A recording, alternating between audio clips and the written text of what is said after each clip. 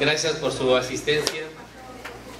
Hoy, como habíamos quedado, tenemos a una historia de nuestros saberes del Estado que muchos, de verlo, verdaderamente lo ninguneamos y nos pasa inadvertido.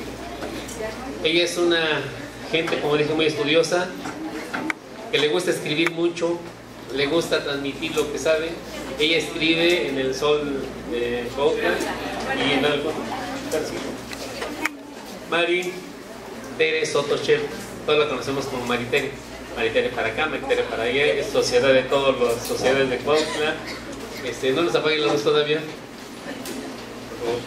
Entonces nos gusta mucho, ya la tuvimos en una ocasión, muchos de ustedes a lo mejor ya lo oyeron, pero hoy nos va a platicar sobre las haciendas de Cuautla, de Morelos mejor dicho. ¿Qué pasa con esas haciendas? ¿Qué vivieron? ¿Qué pasó con ellas? ¿Por qué murieron? ¿Cuántas siguen vivas? Y gracias a quien siguen vivas. Entonces, Mari, muchas gracias por aceptar la invitación. Es un placer escucharte. Bienvenida. Gracias. Muchas gracias por esta bonita recepción. Algunos de ustedes ya estuvieron en septiembre, que me hicieron el favor de invitarme la primera vez.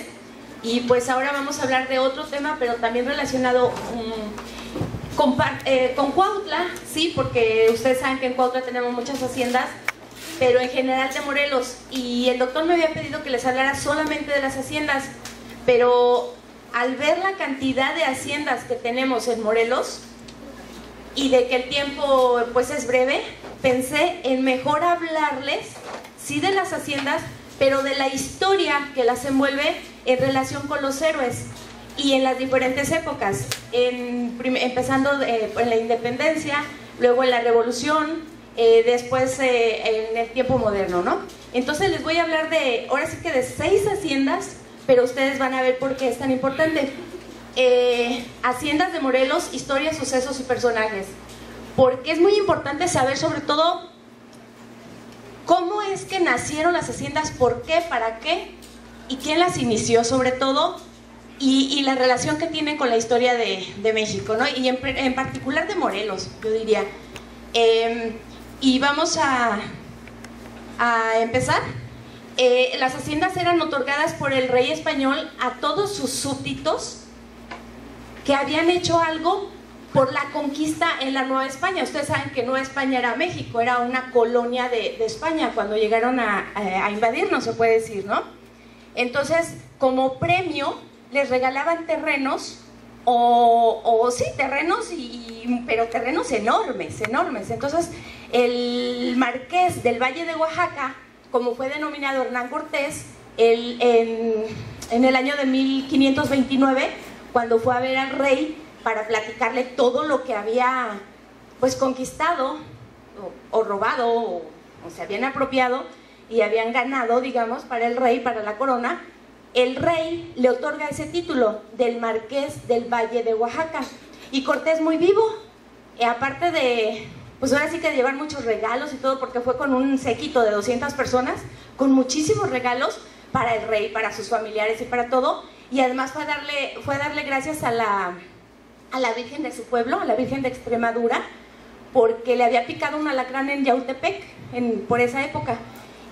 Ustedes saben que Yautepec y toda esta zona es muy prolífica en alacranes venenosos. Entonces le picó un alacrán, se puso muy mal Hernán Cortés y le prometió a la Virgen a su Virgen, todavía no aparecía la Virgen de Guadalupe acá, a su Virgen de Extremadura, que si se curaba, que no se moría, que le iba a llevar un gran regalo cuando fuera a verla.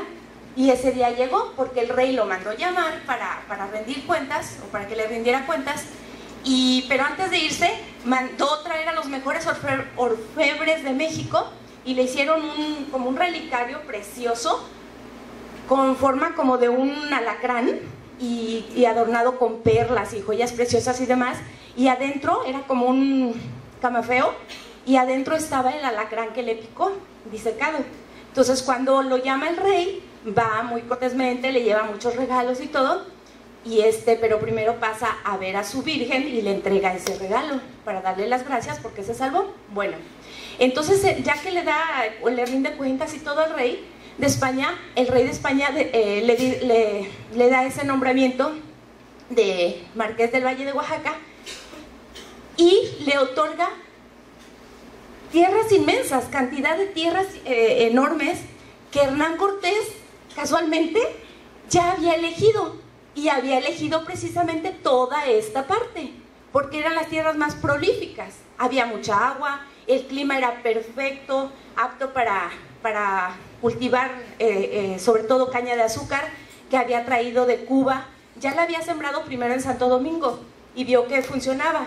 Después llega y la siembra en Veracruz, pero como no había tanta agua y el clima no fue tan perfecto, decide venirse a Morelos, y entonces aquí las hace, bueno, ya había venido otro conquistador también, pero Hernán Cortés manda a traer caña de Cuba, que allá se producía muchísimo, y entonces hace la hacienda de Tlaquiltenango, en Morelos obviamente, y entonces él ya sabía la prolífica tierra que tenía Morelos, por eso le pide al rey que sea precisamente toda esta área lo que quería de regalo, ¿no? De recompensa, se puede decir, o de pago por todos sus servicios, ¿no? Y es así como empiezan ahora sí que a proliferar más las haciendas, precisamente por lo que les dije hace ratito, como esta parte de Cuautla, que abarca Cuautla y muchas regiones de aquí, se llamó antiguamente el Plan de las Amilpas.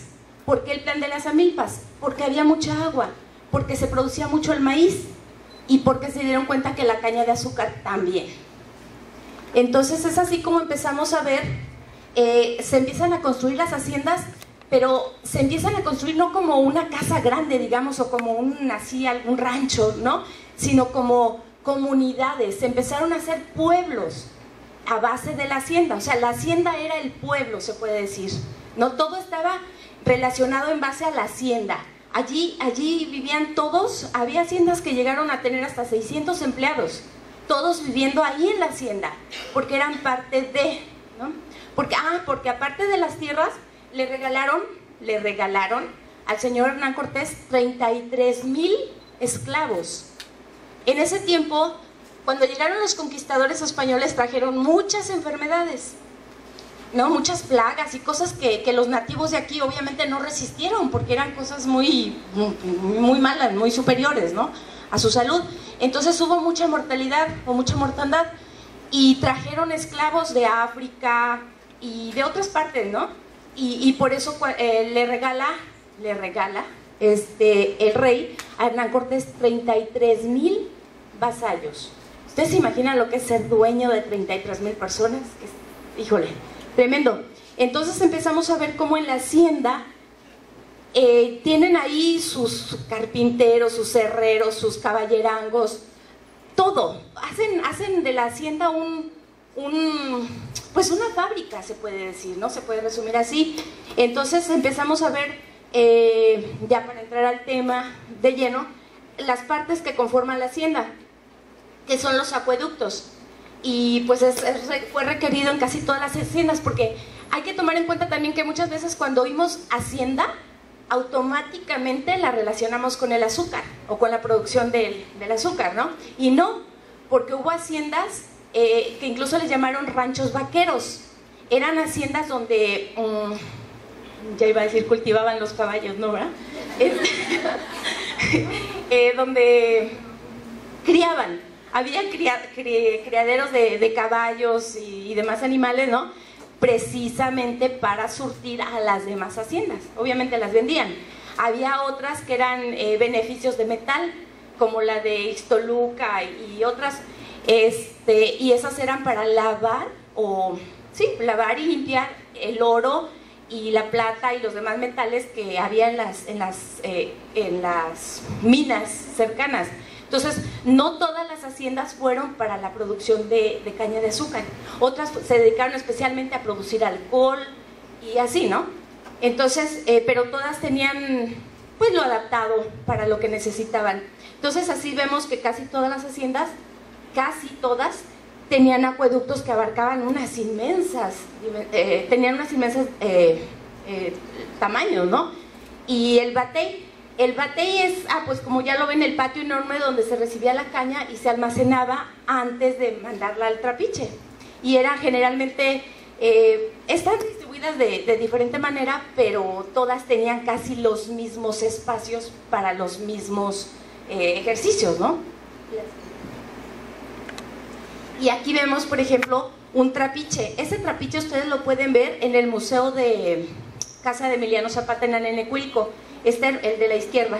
Está hermosísimo. Antes era así, producido con tracción animal, pero a veces con tracción humana. Eran los esclavos todo el día dando vueltas, dando vueltas, dando vueltas. Algunos se morían, obviamente.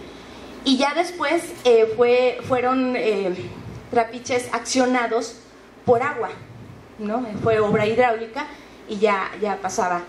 Y ahí pueden ver un poco de las partes que conforman la hacienda.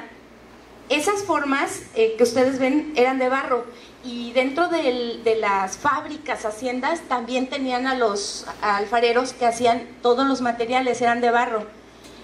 Esas cosas o recipientes eran para escurrir la melaza y cristalizarla para hacer azúcar. Eran procesos de semanas y hasta meses, ¿no? Pero esa es una de las cosas que hacían. Y bueno, los asoleaderos eran lugares extensos, como ya conocen el asoleadero que está acá para el hospital. Es un espacio muy grande, ahí asoleaban, pero ese era para arroz. Y hubo obviamente bodegas, almacenes, talleres y la casa grande. Regularmente la casa grande o la casa donde vivía ya sea el propietario, el hacendado o el capataz, y muchas veces era más cruel el capataz con los trabajadores que el propio dueño. A veces el dueño ni se enteraba, o sea, tenía ahí su hacienda y ni venía. Nada más iba el capataz y le rendía cuentas como él quería, y ya, pero trataban muy mal a la gente, la mal comían, la mal vestían, les hacían tener jornadas de trabajo extenuantes, pero pues bueno, así era el tiempo, ¿no? Y generalmente la casa grande era la parte de arriba. De todas las haciendas, la parte de arriba era la casa grande donde habitaban, pues ahora sí que los mandamás, ¿no? Y ya la parte de abajo era para todo lo demás. La calpanería es donde dormían los trabajadores y también estaba dentro de la hacienda. Y ahí es importante saber, casi todos los empleados estaban así como, se puede decir, presos, porque aparte los tenían encadenados para que no se fueran, precisamente por el trabajo que tenían. Pero también en ese tiempo tenían un convenio los hacendados con los sacerdotes. Entonces generalmente los indígenas o los esclavos pensaban que la iglesia iba a ser su salvación, entonces se iban a la iglesia a esconderse, pero donde que el sacerdote, obviamente español generalmente, iba con el patrón y los denunciaba y a castigarlos, porque tenían una cárcel también que regularmente estaba a un lado de la entrada de la casa principal. Estaba la casa de raya, más bien la tienda de raya, y enseguida la cárcel, y eran unos cuartitos. Por ejemplo, a mí me tocó ver una cárcel en la hacienda de Santa Inés. Es un cuartito como de, no sé, como de 30 por 30 centímetros, y ahí los paraban. O sea, ni siquiera se podían sentar o acostar, nada. Eran unos castigos bárbaros, pero bueno. Y pues bueno, esa foto, la de la derecha, esa es la tienda de raya del Guajar, de una hacienda que estaba, más bien, está en los campos del Guajar. Y en esa hacienda, Emiliano Zapata con el capataz tuvo muchísimos problemas en ese tiempo, porque por lo mismo de que trataban muy mal a los empleados, les hacían consumir, obviamente, lo que vendían en la hacienda. Y la gente a veces no les alcanzaba su salario y pedían fiado, como se dice, ¿no? Y así se les iba acumulando la deuda, se les iba acumulando. Entonces eran deudas que llegaban a ser tan grandes que a los empleados no les alcanzaba la vida para pagar. Entonces esa deuda la iban heredando a sus hijos y seguían ahí, de esclavos y pagando.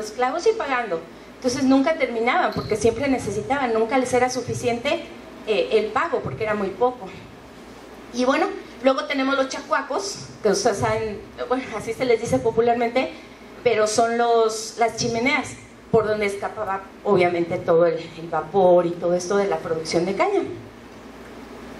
Y así es más o menos la distribución de una hacienda, como siempre estaba. Si se fijan, la cárcel está a un lado de la entrada principal, aquí. Y la tienda de raya a un ladito. Entonces siempre estaba así como igual distribuido, o más bien no igual distribuido, sino los mismos lugares distribuidos de diferente manera, pero a fin de cuentas el mismo uso, ¿no? Y damos inicio con las haciendas. Esta es la ex hacienda de San Gabriel Las Palmas. Fue una de las haciendas pertenecientes al Marqués del Valle de Oaxaca, a Hernán Cortés, y fue fundada en 1525, y después de pasar por varios propietarios, fue heredada al señor Gabriel Joaquín Yermo. Ese señor fue un hacendado muy cruel en su momento. Tenía propia cuadrilla de matones, se puede decir, o de gente fea, mala, y fue ahora sí que un azote tremendo. Está en Amacuzac, y fue una figura, ese señor Yermo, a pesar de todo, fue una figura muy importante, porque él fue el que empezó con los aires de independencia, pero en el sentido de así de quítate tú para ponerme yo. De hecho, hicieron un complot para derrocar al virrey, pero todo les salió mal y salieron perdiendo ellos, ¿no? Españoles todos. Y bueno, ya dijimos que no solo se sembró caña, sino tabaco, hortalizas, frutas, legumbres y obviamente con todo ese trato también se fue sembrando la sensación de injusticia, de coraje, de resentimiento y pues bueno, fue lo que desencadenó después en todo lo que ya conocemos, ¿no? Y se establece como unidad productiva, como fábrica, en la industria azucarera. Y después se fracciona, era esas tierras de San Gabriel Las Palmas era una tierra inmensa, abarcaba las haciendas de Vistahermosa y de Temisco. O sea, no sé si conocen esa área, son kilómetros y kilómetros y eran los propietarios. Se dice, el señor Alfonso Toussaint, que hizo un libro sobre las haciendas de Morelos, dice que la propiedad llegaba hasta Xochimilco. ¿Ustedes se imaginan cuántas hectáreas son? Miles de hectáreas. Entonces, y otra cosa bien importante, antes se llamaba así San Gabriel Las Palmas, Santo Tomás de Aquino, o sea, así, ¿no? Usaban los santos. Pero como el señor presidente Plutarco Elías Calles, cuando era presidente entre 1924 y 1928, él no estaba como muy de acuerdo con las iglesias. Entonces ordenó que en todo el país, todo lo que se llamara San Benito, San Patas Mochas, se le quitara el San. Entonces le pusieron nada más San Gabriel, más bien, bueno, sí, San Gabriel de Las Palmas. Pero ya el pueblo incluso se llama así, ¿no? Gabriel de Las Palmas. Era así como que, pues locura, ya ustedes saben de cara presidente. Esta es una cocina, es la cocina de ahí de San Gabriel de Las Palmas. Vean qué hermosa está. Bueno, la restauraron obviamente, ¿no? Pero según nos comentó el propietario actual, que la tiene convertida en hotel boutique, le llaman, trataron de reconstruirla según como la encontraron, ¿no? Entonces trataron de hacerla más o menos igual. Y aquí hay algo bien interesante. Cuenta la tradición oral que don Gabriel Joaquín de Yermo, cuando fue el cumpleaños de su esposa, yo creo que se le ablandó el corazón y liberó a 300 esclavos como regalo a su señora. Y si liberó a 300 esclavos, ¿se imaginan cuántos tenía? ¿Qué tal, Y ella, esa señora, el que está ahí es mi esposo. Salió en la foto. Pero esa señora se llama Molly Kinfelker. Y esa fue una familia que le tocó fue muchos años dueña de la hacienda de San Gabriel. Y le tocó estar en la época revolucionaria. Entonces le tocó vivir a ella, obviamente, a su hija y a su esposo, cuando ahí, en esa hacienda, después de que, aparte de que producía azúcar, se tenían caballos de raza pura para carreras, carreras de caballos. Entonces cuando llegan los zapatistas, obviamente los señores Felker se fueron a la Ciudad de México, que allá vivían, y dejaron la hacienda abandonada, bueno, solo con sus empleados para que cuidaran los caballos de carreras. Entonces cuando llegan los zapatistas, que no Emiliano Zapata, sino la gente que que iba con él, ¿no? O que simpatizaba con la causa zapatista, agarran a los caballos, dicen, pues aquí tenemos caballos grandotes, fuertotes, todo, y se los llevan a la lucha, y resulta que se dan cuenta que los caballos no respondían, o sea, porque estaban educados para otra cosa, no para andar ahora sí que en campos y demás. Entonces, al darse cuenta que no servían para la lucha, los fueron poco a poco matando y comiéndoselos. Imagínense. Bueno, son anécdotas, ¿no? Y esta hacienda, quise empezar con esta por el orden de la historia. En esta hacienda, después de romperse el sitio de Cuautla en 1812, como saben, se rompió el 2 de mayo, en la madrugada, los jefes, digamos, los máximos jefes que iban con el general Morelos, todos tomaron como diferentes rumbos para si agarraban a uno, pues no a todos, ¿no? Entonces, y siguiera. Entonces, se fueron por diferentes rumbos. Entonces, don Leonardo Bravo se tenía que ir al sur, al sur del estado, o sea, Guerrero. Y entonces pasaron por donde está la hacienda de San Gabriel Yermo, y los encargados de la hacienda, que de hecho era un filipino, los invitan, los ven y los invitan a pasar a comer y a descansar, porque ya tenían varios días, fue un 6 de mayo, y entonces los invitan a comer, 7 de mayo, los invitan a comer y a descansar, y don Leonardo Bravo, confiando, creyendo que de verdad los empleados y el capataz estaban con los insurgentes, muy confiados entran a comer, y cuando dejaron sus armas a un lado para empezar a comer, el filipino hizo una seña y entraron guardias de ahí de la hacienda y los apresaron, porque tenían a un realista que era el que daba como la seguridad a toda esa área de las haciendas, ¿no? Y entonces, junto con don Leonardo Bravo, iba Manuel Sosa y don Mariano de la Piedra, que era un compadre del general Morelos y era el encargado, como el tesorero de la causa insurgente, ¿no? Y entonces el vigilante, el realista vigilante militar, era Armijo, José Gabriel de Armijo. Era un tipo, digo, por lo que cuentan la historia, era un tipo muy malo, muy vengativo y muy cruel. Entonces agarran a don Leonardo Bravo, que era así como, pues, un allegado muy, muy cercano al general Morelos, y lo traen a Cuautla de regreso. Aquí en Cuautla todavía estaba Calleja ordenando, o más bien acabando con lo poco que había quedado de Cuautla, porque ordenó incendiar y que no quedara ni una rata viva, ¿no? Eran su coraje, su odio contra Morelos por haberle hecho esa afrenta de haber roto el sitio y él quedado como un cobarde, ¿no? Como no supo resistir.